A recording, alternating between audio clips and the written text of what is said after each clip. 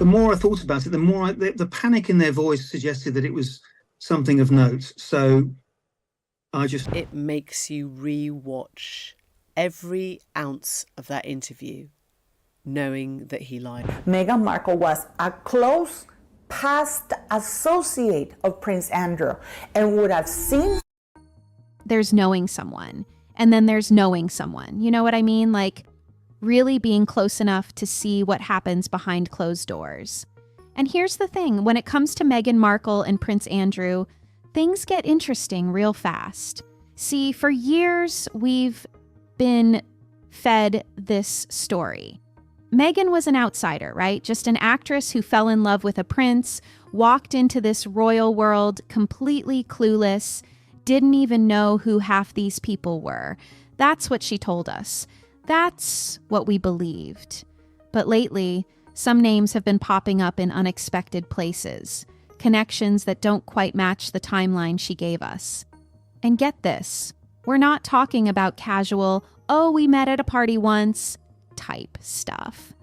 We're talking about relationships that go way back, access she had long before she ever held Harry's hand, and details that make people uncomfortable. Because if these stories are true, then Meghan didn't just stumble into royal life. She walked in already knowing the players, the dynamics, and maybe, just maybe, more about Prince Andrew than most people realize.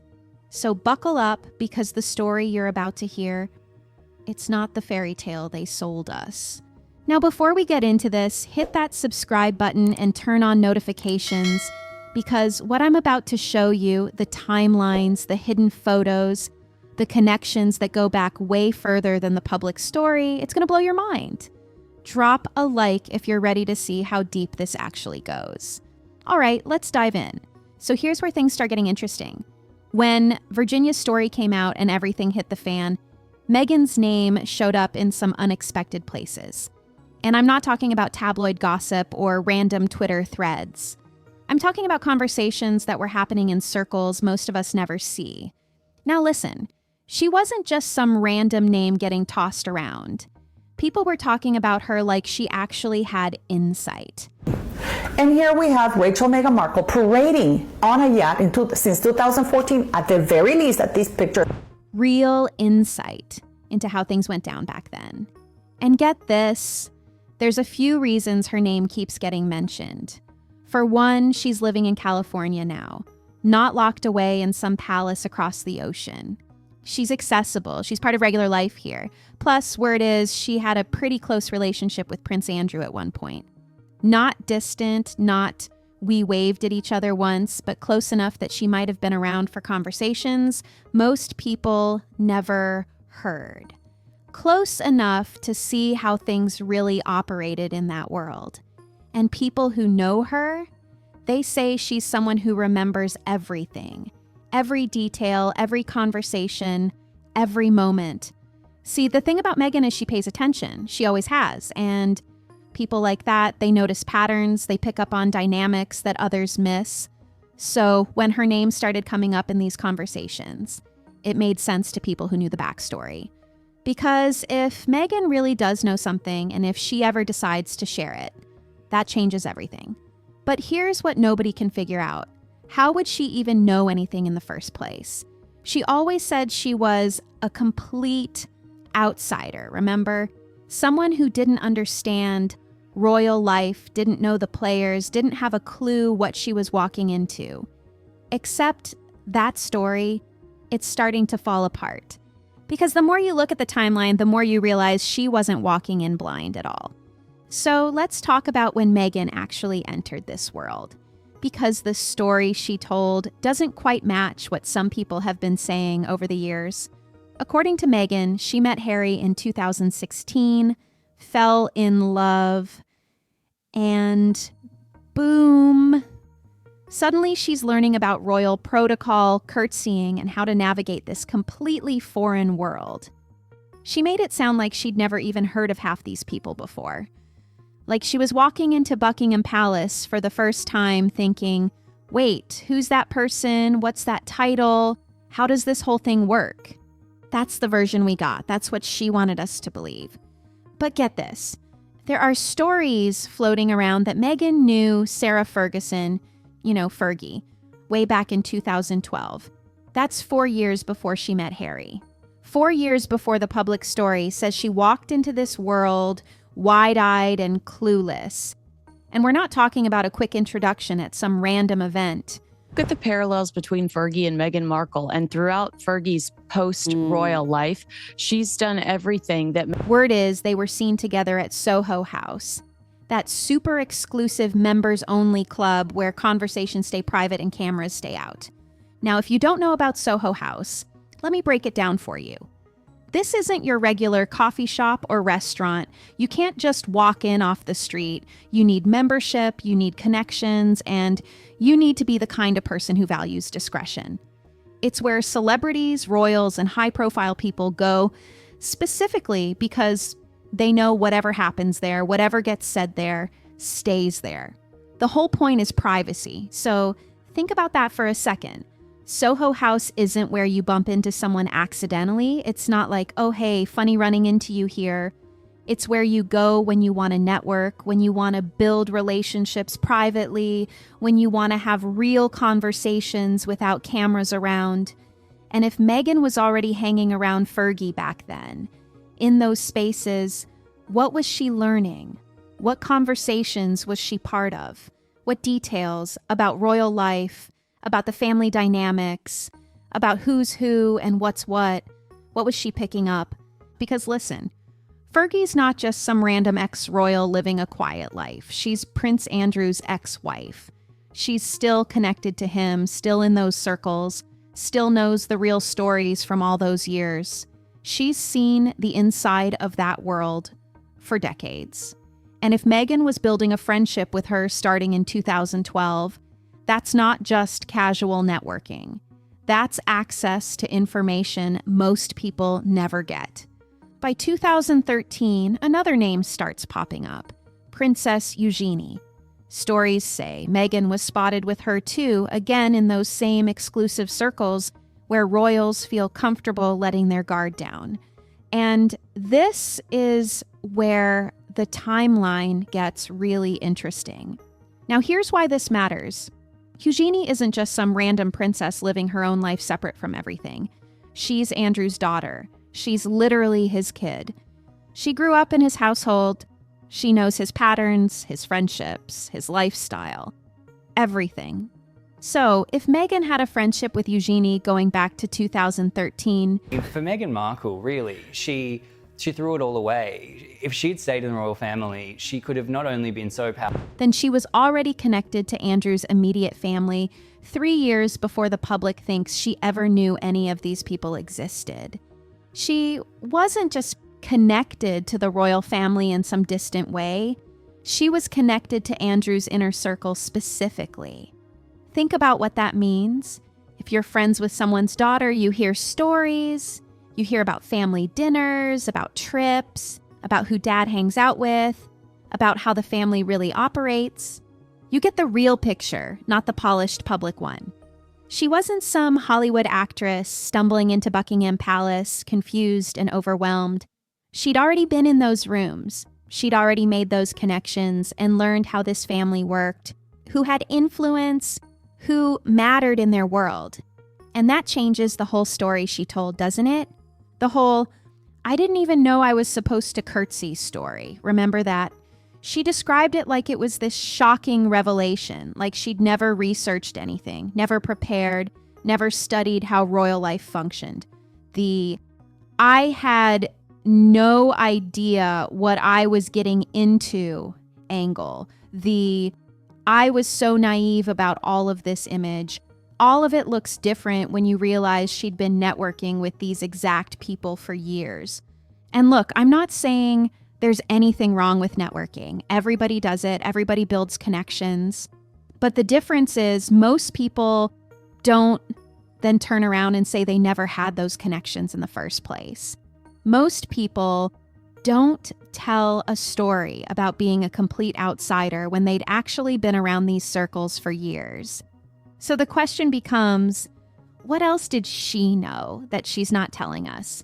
If she knew Fergie since 2012, if she knew Eugenie since 2013, if she'd been in those Soho House conversations where the real talk happens. What other information did she gather? What other connections did she make that we still don't know about? And most importantly, why leave all of this out of the story? Why say you were a complete outsider when the timeline shows you weren't? Now, this next part is what really makes you wonder how much preparation went into all of this. Word is that Princess Eugenie didn't just introduce Meghan to the royal social scene. She gave her something way more valuable: access to Harry's private Instagram account. And I'm not talking about his public profile. I'm talking about the private one, the real one, where he wasn't performing for millions of followers. The one where he posted his waist, but he makes no reference in the email to Epstein, like, where's this picture come from? Who is this girl? I mean, what he actually thought, what he actually did, who he actually hung out with. The unfiltered version of himself that most people never get to see. Just imagine what that means. If you have access to someone's private social media, you're getting a window directly into their life. You see their sense of humor, their interests, their friends, what makes them tick. You see what they post at 2 a.m. You see the real person, not the public image. It's like having a cheat sheet to someone's personality before you ever meet them. So if Eugenie really did give Meghan that access, then Meghan could have spent weeks or months studying Harry, learning what he liked, what he responded to, what kind of people he followed. She could have figured out his whole vibe before ever meeting him face to face. That's not luck, that's information. And here's what makes it even more interesting. Meghan's always said she never Googled Harry before meeting him. She's told that story multiple times. She made it sound like she was going into that first date completely blind, no research, no preparation, just genuine curiosity.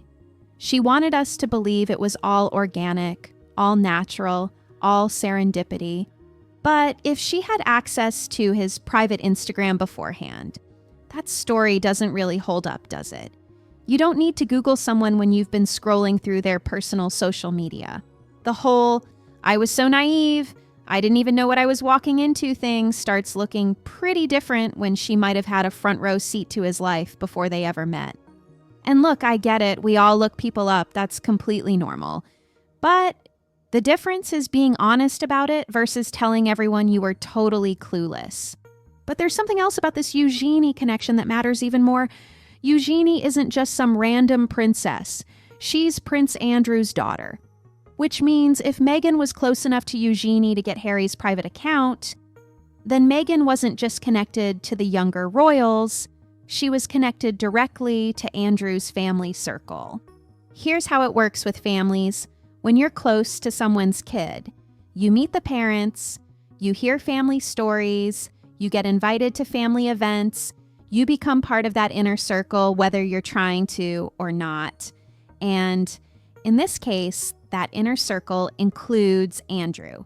It includes all the people around him, all the conversations about him, all the dynamics that most outsiders never witness. Through Eugenie, she had a direct line into that part of the family. And once you're in, you see things, you hear things. There are some things that, Prince Andrew clings on to, Knight of the Garter and all this other stuff. And what does the king do? You pick up on patterns and behaviors that don't make headlines, but tell you everything you need to know about how someone really operates. The question is, what did she see during all that time? What family gatherings was she part of? And why has all of this stayed so quiet? All right, so now we need to talk about Jamaica. Because there's a wedding trip that happened, and when you look at the details, things get interesting fast. This was a destination wedding, the kind where people fly in from all over. And get this, word is Meghan flew there on a private jet. Meanwhile, Harry, he flew economy. Yeah, you heard that right. She's flying private, he's back there with everyone else. That alone raises some eyebrows, doesn't it?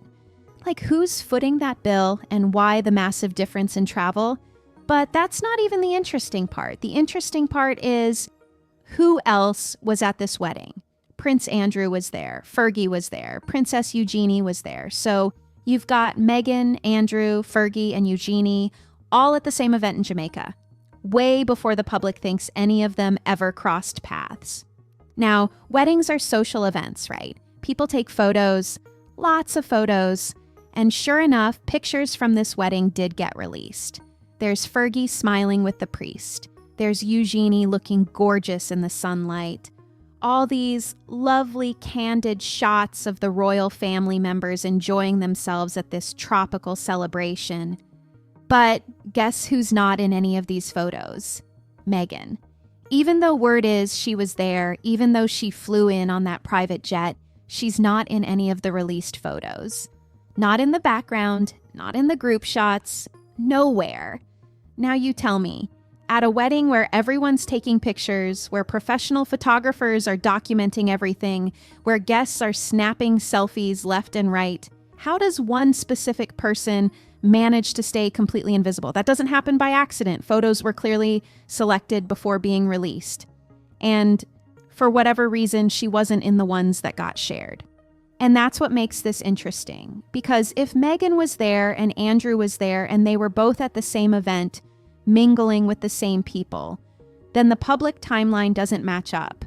This was years before the public story says Meghan entered royal life. Years before she reportedly met these people, years before anyone thought she had any connection to Andrew or his immediate circle.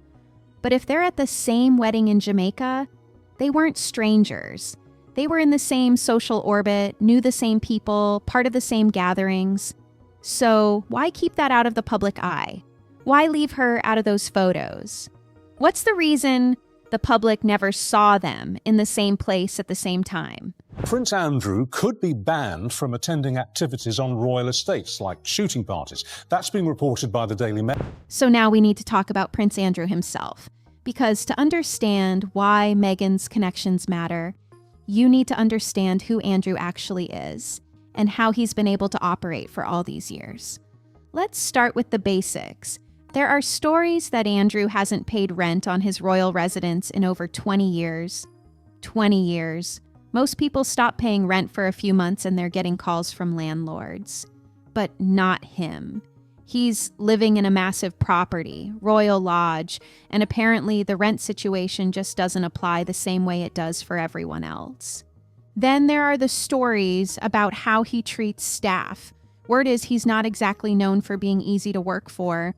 There's talk of difficult interactions, the kind of workplace situation that most people wouldn't get away with. But when you're a prince, I guess different rules apply.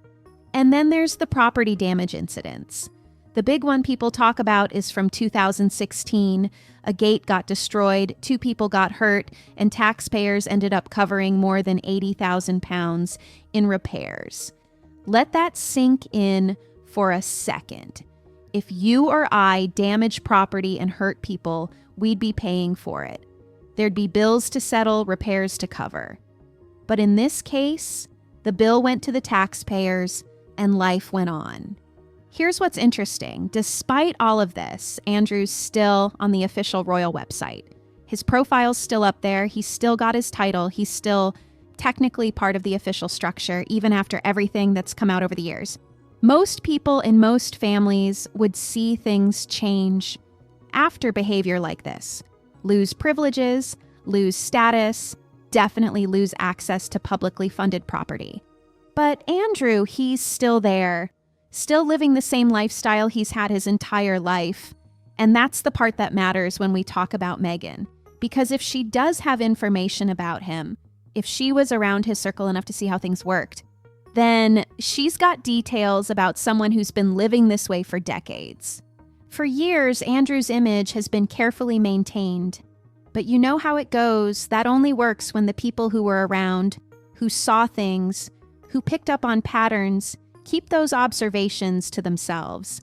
And that's why Meghan's position is so interesting. She's not in those circles anymore. She's on the outside now, living in California, doing her own thing. She doesn't have the same reasons to keep things private that she might have had before.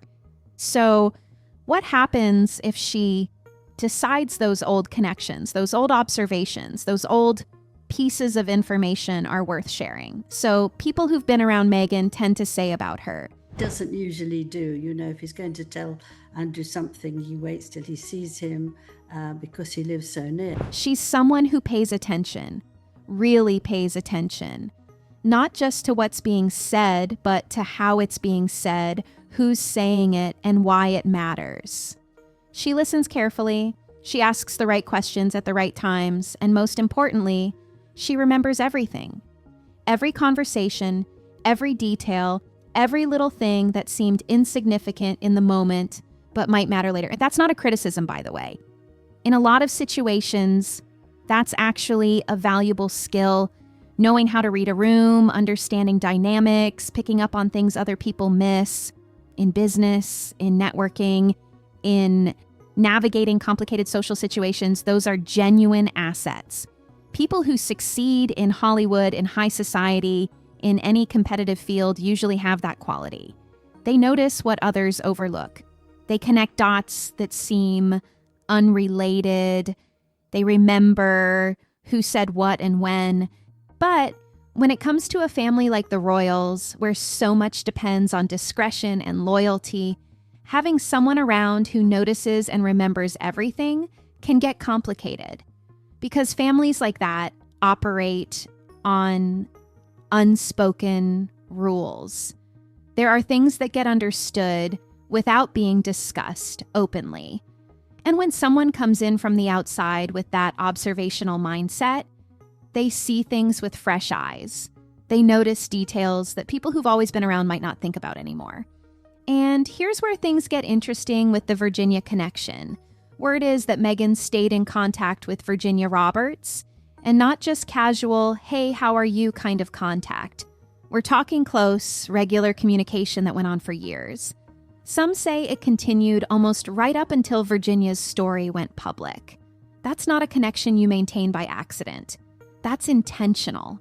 That's making an effort to stay in someone's life, even when the situation around them is getting messy and complicated. Now, why does that matter? Because Virginia was at the absolute center of the storm surrounding Andrew. Her story, her experiences, her willingness to speak about what happened, that's what brought international attention to Andrew in the first place. That's what made headlines around the world. That's what started conversations that hadn't been happening before.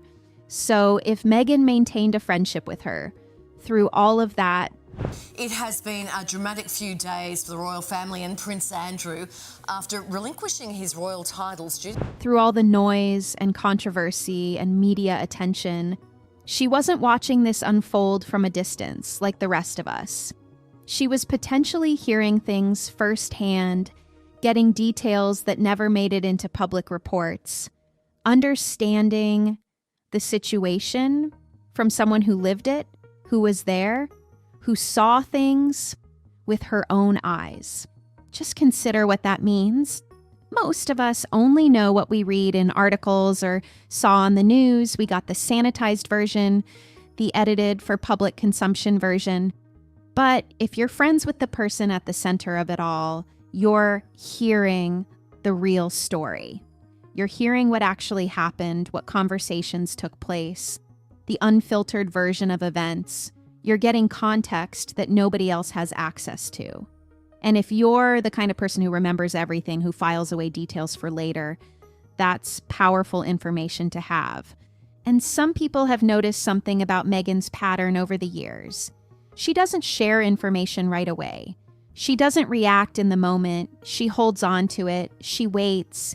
She keeps relationships going, even when they might seem complicated, because connections can matter in unexpected ways. That's not impulsive behavior. That's strategic thinking. That's planning ahead. That's someone who understands timing matters when it comes to sharing things. Look at how she's handled her own situation with the royal family. She didn't start talking immediately when things got difficult. She waited. She built her position, secured her future, got herself to a place of safety and stability in California with contracts and projects and financial security.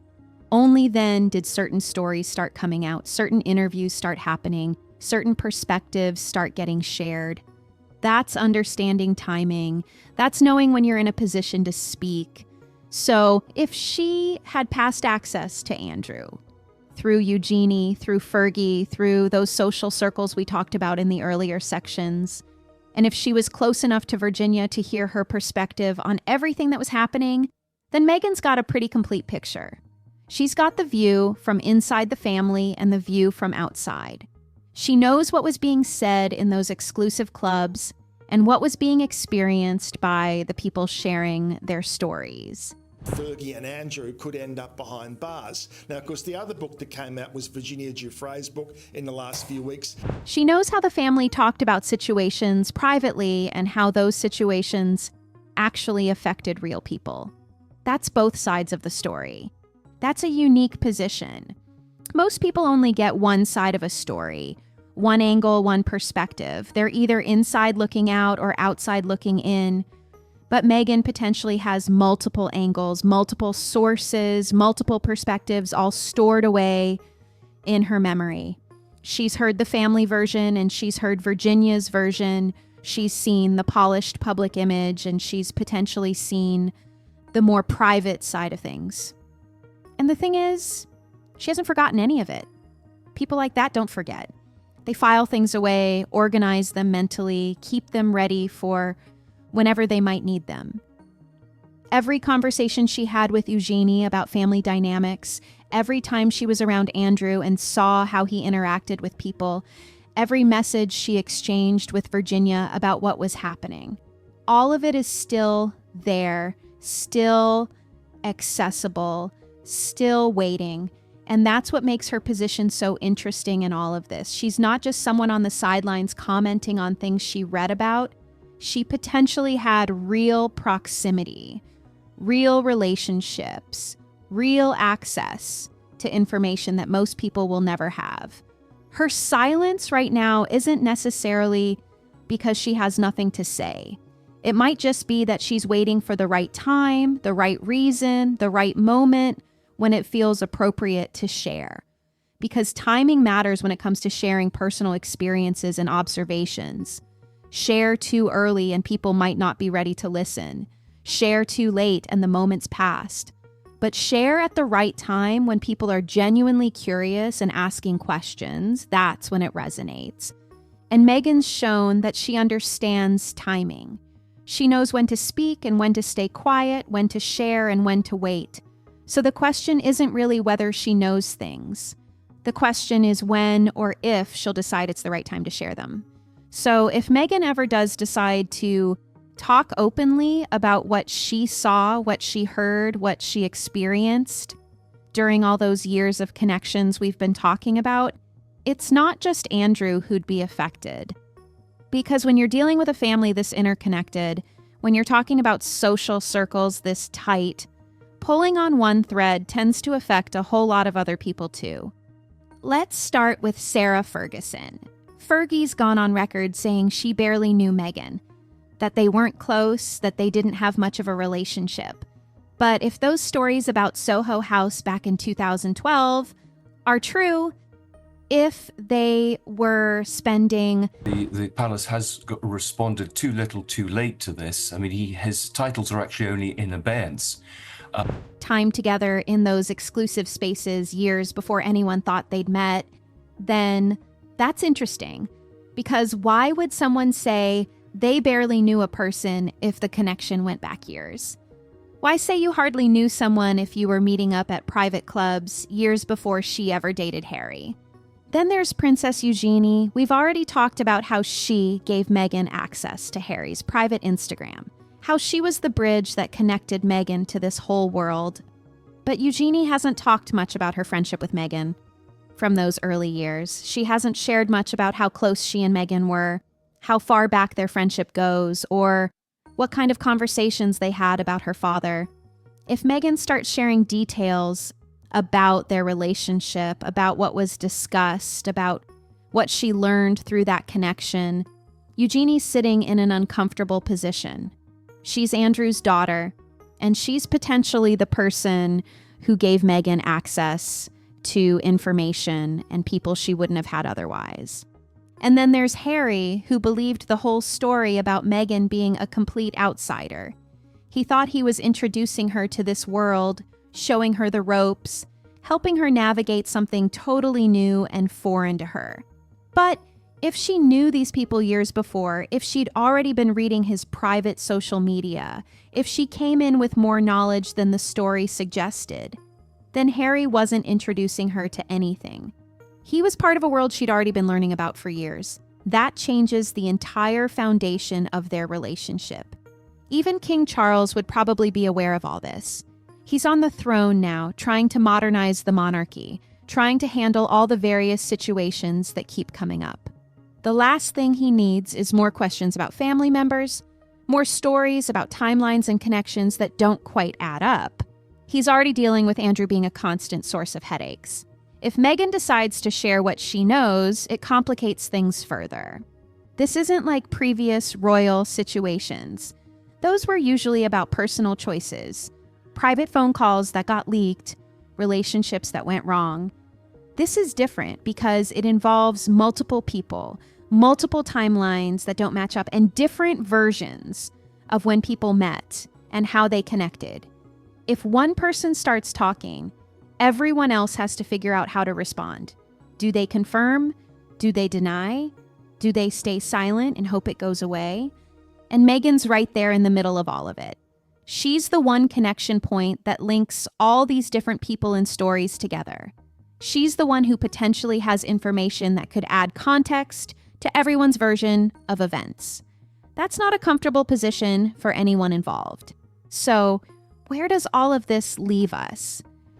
In 2020, Prince Harry was tricked during a phone call with 2 Russian pranksters posing as Greta Thunberg. And Virginia's gone now, leaving behind a story that made headlines around the world for years.